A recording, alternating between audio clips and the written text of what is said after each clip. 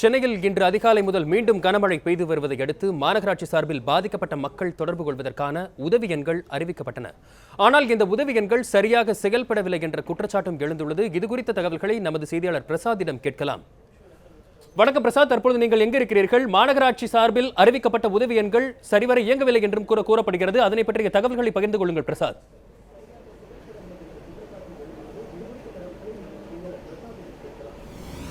கடும் மழையால் பாதிக்கப்பட்ட மக்களுக்கு நிவாரணப் உதவிகளை வழங்குவதற்காக தமிழ்நாடு பேரிடர் மேலாண்மை ஆணையம் சென்னை எழிலகத்தில் உள்ள வளாகத்தில் மாநில கட்டுப்பாட்டு மையம் ஒன்று அமைத்து செயல்பட்டு வருகிறது. அந்த கட்டுப்பாட்டு மையத்தின் சார்பில் Chennai district revenue officer Palaniswami மற்றும் IAS அதிகாரி லில்லி ஆகியோர் தலைமையில் அந்த பேரிடர் மீட்பு குடை செயல்பட்டு வருது. மொத்தமாக பார்த்தீங்கன்னா ஒவ்வொரு மாவட்டத்துக்கும் 180 பேர் அப்படின்னு சொல்லிட்டு கிட்டத்தட்ட தமிழ்நாடு முழுவதும் 12 மாவட்டங்களில் இந்த பேரிடர் மீட்பு படை இயங்கிக் கொண்டிருக்கிறது.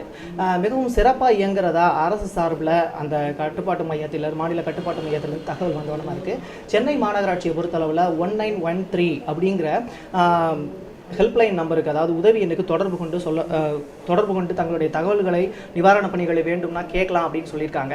அந்த நம்பர் செயல்பாட்டில் இருக்கா அப்படிங்கிறத இப்போது நம்ம எழும்பூரில் இருக்கக்கூடிய ஒரு வீட்டில் இருக்கோம். இந்த வீட்டில் இருக்கக்கூடிய குடும்ப தலைவி அந்த நம்பருக்கு கால் பண்ண போகிறாங்க. அது எந்த மாதிரி இயங்குது அப்படிங்கிறத நம்ம பார்க்கலாம். 1913 அப்படிங்கிற நம்பருக்கு தொடர்பு கொள்ளுங்க. வணக்கம். சென்னை மாநகராட்சியின் தொலைபேசி சேவை மையம் தங்களை அன்புடன் வரவேற்கிறது. தொலைபேசி சேவை மையத்தை தொடர்பு கொள்வதற்கு 1 டயல் செய்யவும். வரி கட்டணம் செலுத்துவதற்கு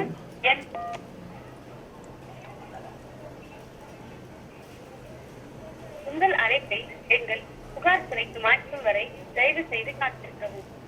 எங்கள் சேவை தரத்தை மதிப்பிட இந்த கால் ரெக்கார்ட் செய்யப்படலாம். பேசுங்க.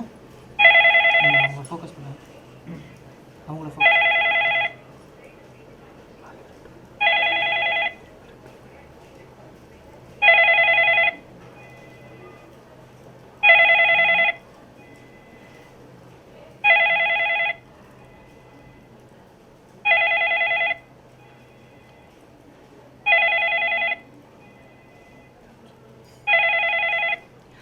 இவ்வளவு நேரம் தொடர்பு கொண்டுகிட்டே இருக்காங்க.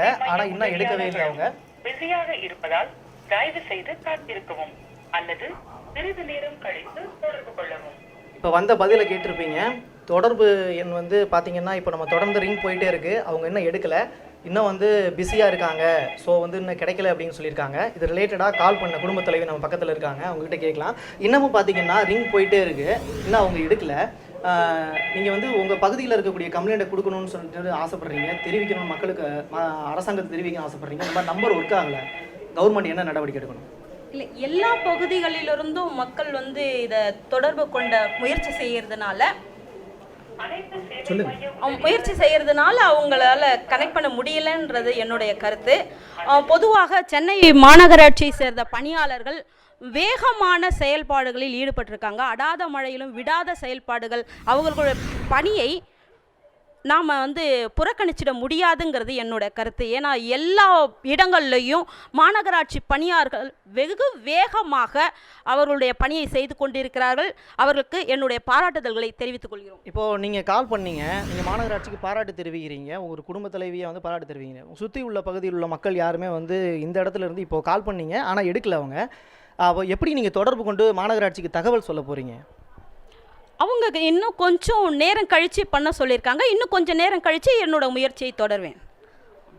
பொதுமக்கள் சைட்லேருந்து சொல்லக்கூடிய விஷயம் அப்படின்னு பார்க்கும்போது, தொடர்ந்து நாங்கள் மாநகராட்சிக்கு, சென்னை மாநகராட்சிக்கு அவங்க கொடுத்த ஹெல்ப்லைன் நம்பரான 1913க்கு தொடர்பு கொள்ள முயற்சி செய்து கொண்டிருக்கிறோம். ஆனால் இன்னும் எடுக்கலை. ஆனால் தொடர்ந்து தன்னோட முயற்சியை கைவிட மாட்டோம் அப்படின்னு சொல்கிறாங்க. இது மட்டும் இல்லாமல் 12 மாவட்டங்களுக்கும் 1077 அப்படிங்கிற நம்பருக்கும் தொடர்பு கொண்டு ஹெல்ப்லைன் நம்பர் கொடுத்துருக்காங்க. அந்த நம்பருக்கும் மக்கள் தொடர்பு கொண்டு தங்களுடைய குறைகளை மாநகராட்சி சார்பிலையும் நகராட்சி சார்பிலையும் தெரிவிக்கலாம், நகராட்சிக்கு தெரிவிக்கலாம் அப்படின்னு சொல்லிட்டு தகவலையும் அதிகாரிகள் தரப்பில் தெரிவிச்சிருக்காங்க. பிரசாத், அவசர உதவி எண்கள் சரிவர இயங்கப்படவில்லை என்ற புகார் எழுந்திருக்கும் இந்நிலையில் மாநகராட்சி தரப்பில் இருந்து எதற்காக உதவி மைய எண்கள் சரியாக இயங்கவில்லை என்ற பதில் ஏதேனும் வந்திருக்கிறதா பிரசாத்?